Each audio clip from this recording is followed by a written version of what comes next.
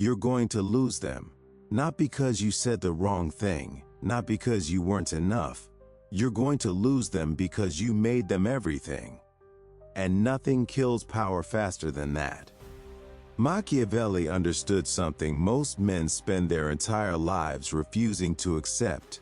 The moment someone becomes your only option, you've already handed them the knife, and they will cut you with it, not out of malice, but because that's what happens when one person holds all the cards. The scarcity trap.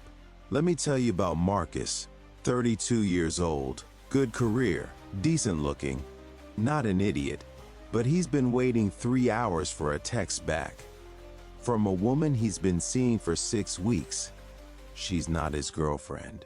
She hasn't even agreed to exclusivity. But in his mind, she's already the center of his universe. Here's what happened.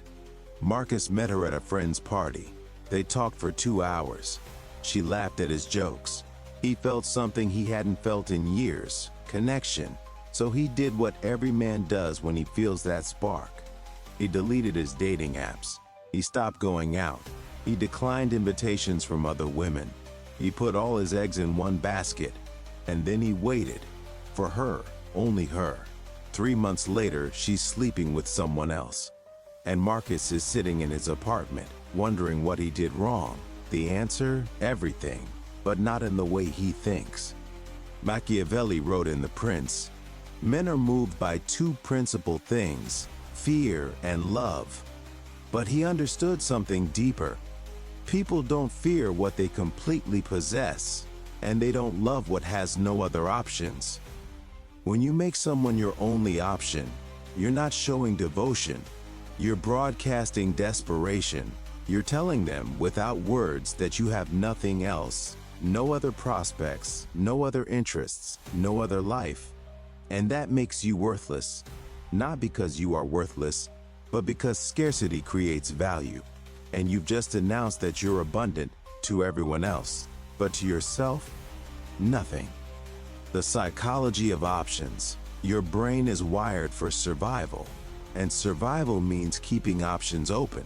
When our ancestors roamed the savannah, the ones who put all their resources into a single food source died when that source disappeared. The ones who diversified thrived.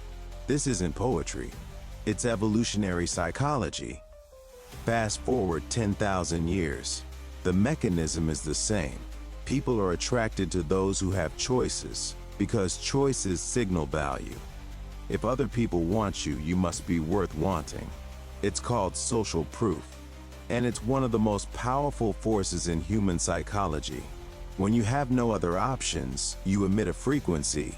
It's subtle, but it's there, in the way you text, in how quickly you respond, in the energy you bring to conversations, in your willingness to tolerate disrespect. You know what predators look for in the wild? The weak one, the isolated one, the one separated from the herd. Human relationships aren't different. When you make someone your only option, you've separated yourself from the herd, and you've painted a target on your back. In 1983, psychologists conducted a study on desirability and availability. They showed participants photos of potential romantic partners. Half the group was told the person in the photo was highly sought after. The other half was told the person was rarely asked out. Same photo, same person, different contexts. The results? The person described as highly sought after was rated significantly more attractive, not because their face changed, but because the perception of their options changed. This is called the scarcity principle, and it governs everything from marketing to mating. Here's the truth. Nobody wants to tell you. The man with options doesn't need to manipulate. He doesn't need to play games. He doesn't need to create fake jealousy or pretend he's busier than he is. Because his abundance is real, and real abundance is intoxicating. The Machiavellian principle. Machiavelli was advising princes, men who held the fate of nations in their hands. And he told them something that applies to your Tuesday night date. Never depend upon a single fortress, nor upon a single army, nor upon a single plan. Translate that to modern life. Never depend upon a single person, nor upon a single outcome, nor upon a single path. Why? Because dependence breeds vulnerability, and vulnerability invites exploitation, not always intentionally, but it happens anyway. When someone knows they're your only option, the power dynamic shifts. They don't have to earn your time. They don't have to respect your boundaries. They don't have to match your investment. Because where are you going to go? This isn't about being cold. This isn't about being cruel. This is about maintaining your leverage, your self-respect, your power. Machiavelli observed the politics of Renaissance Italy. Alliances formed and dissolved based on leverage. The moment a prince had no other allies, he was conquered. The moment he had too many dependencies, he was betrayed. Balance was survival, and survival required options. In business, you never go into a negotiation with only one offer. You never pitch to only one investor. You never rely on a single client, because the moment they know you need them more than they need you, you've lost. The same principle applies to relationships, romance, friendship, any dynamic where power matters, and power always matters. Abundance isn't arrogance. Let's clear something up. Abundance doesn't mean being a player. It doesn't mean juggling 5 people at once. It doesn't mean lying or manipulating. Abundance means cultivating a life so full that no single person can make or break it. It means having friends, hobbies, goals, purpose. When you have these things, you're not pretending to be busy. You actually are. When you have these things, you're not faking indifference. You're genuinely content. And that changes everything. The conversation shifts from "please choose me" to "let's see if this works." The energy shifts from desperation to curiosity. The outcome shifts from attachment to exploration. Machiavelli also said, "Wise men say nothing in dangerous times, but I'll add this. Wise men build multiple fortresses in peaceful times, so when danger comes, they have somewhere to retreat." Your fortress isn't made of stone. It's made of options. Professional options, social options, romantic options, personal development, skills, experiences. And here's what happens when you build those fortresses. People notice. They sense it. They feel the difference between someone who needs them and someone who chooses them.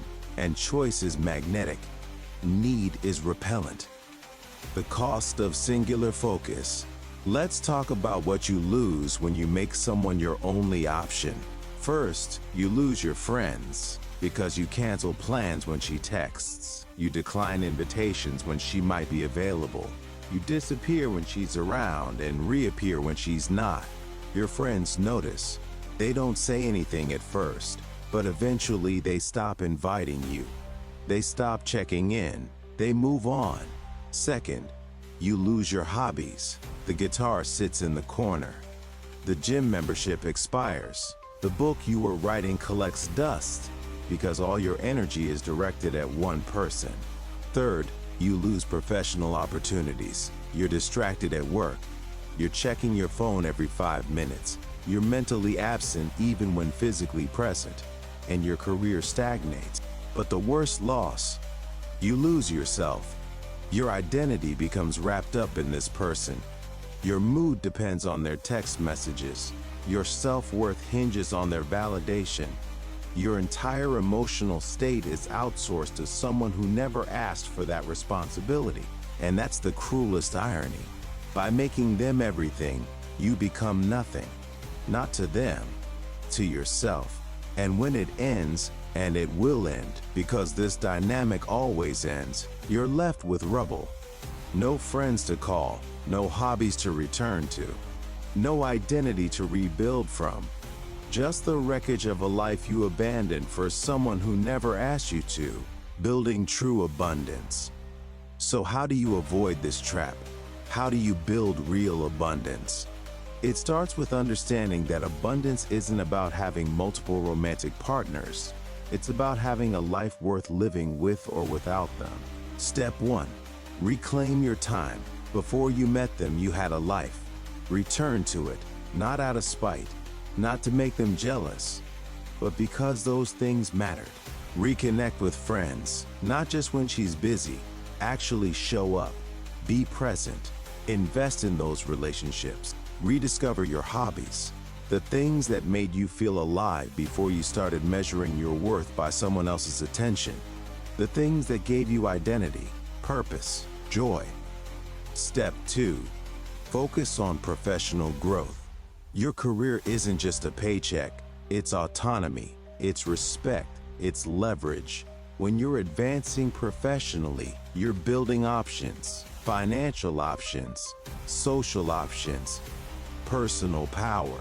Step 3. Expand your social circle, not to replace anyone, but to avoid dependence.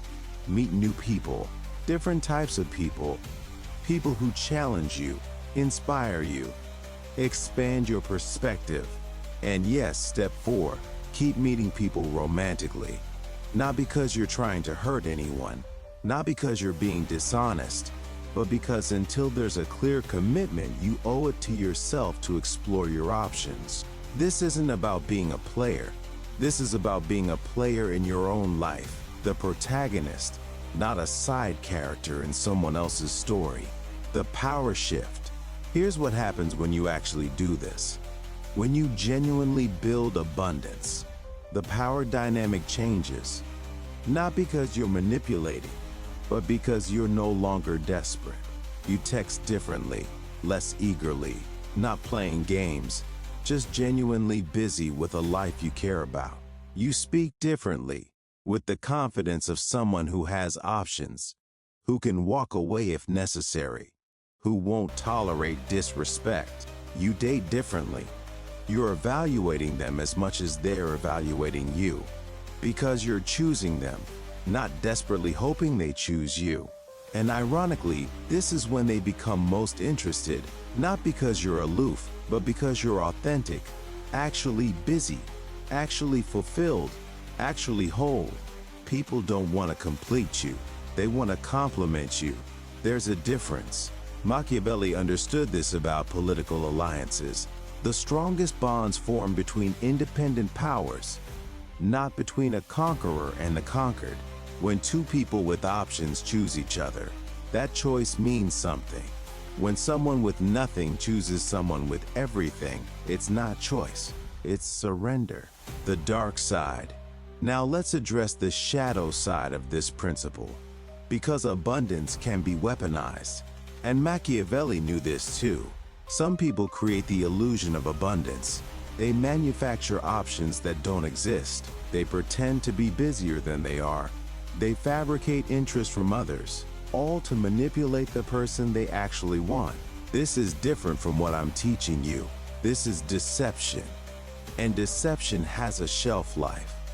Eventually, the truth emerges, and when it does, you lose everything. Real abundance doesn't need to be performed. It exists. It's felt.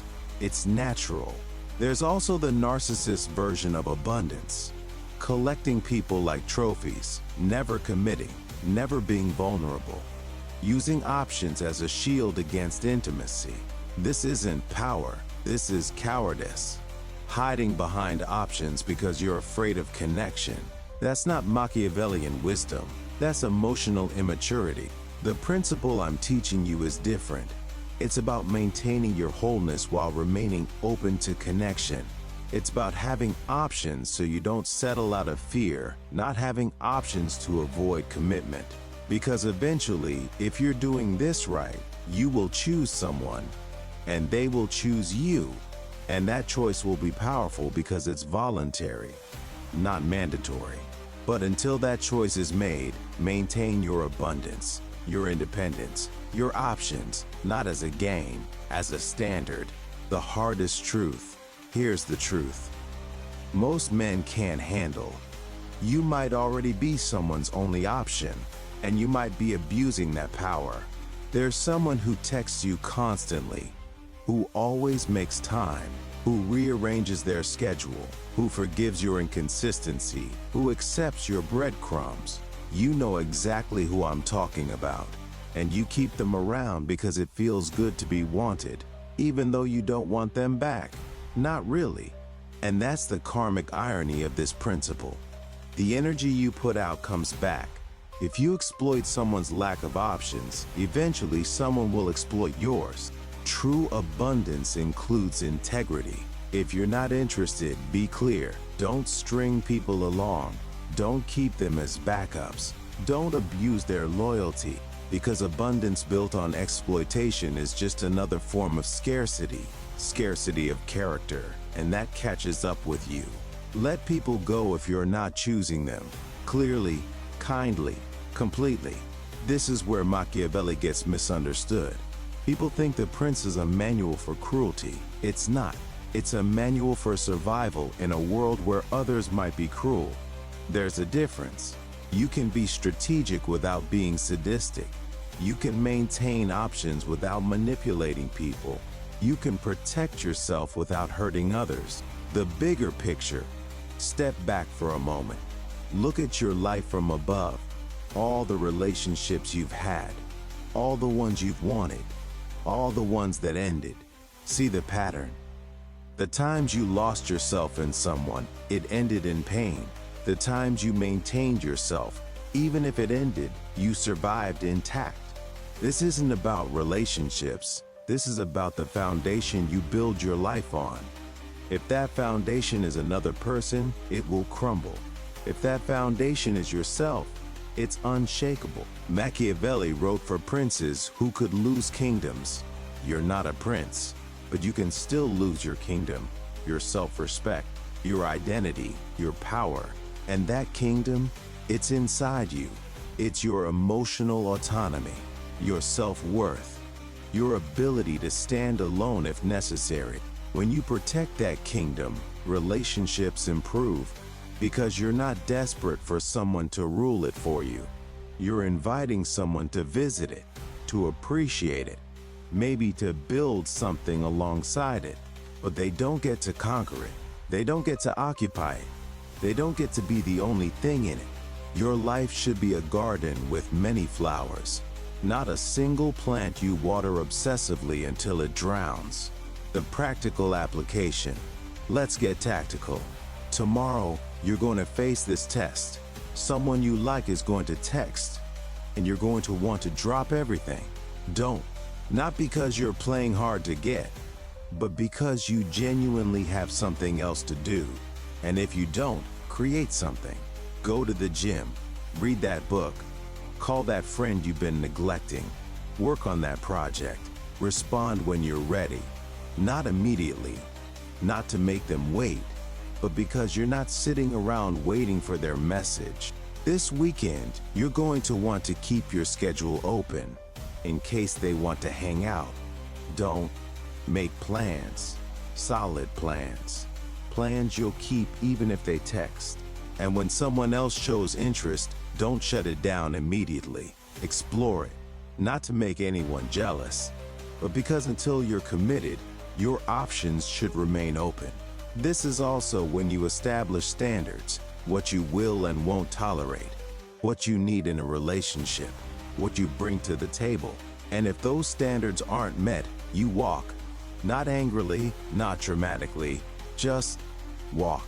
Because you have options, and one of those options is yourself, alone, whole, complete. Machiavelli died in 1527, nearly 500 years ago. But human nature hasn't changed. The same dynamics that govern Renaissance politics govern your dating life. Power, leverage, options, scarcity, abundance. The man who understands this doesn't chase.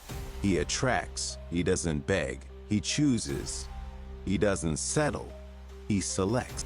And the woman who encounters this man, she recognizes something rare. A man who doesn't need her, but wants her. There's a world of difference. This is how you break the cycle of neediness, of desperation. of making someone your entire world and then watching that world collapse.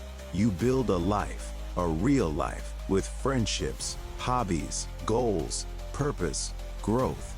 And then when someone special appears, they don't complete you. They complement you. They add to your life. They don't become your life. This is abundance, not arrogance, not manipulation, not playing games. It's the quiet confidence of a man who knows his worth, who has options, who chooses deliberately, who can walk away if necessary. Machiavelli wrote for men who would shape history. You might not shape history, but you can shape your destiny. And it starts with a simple decision. Never make anyone your only option, not because you don't care about them, but because you care about yourself. Tomorrow, someone will try to become your entire world, or you'll try to become theirs. And you'll remember this. You'll remember that dependence is not love, that scarcity is not value, that need is not desire. And you'll choose differently, not because you're cold, but because you're wise. Machiavelli knew the princes who survived weren't the strongest. They were the ones with the most options. You're the prince of your own life. Rule it accordingly. Keep your fortresses many, your dependencies few, your options open.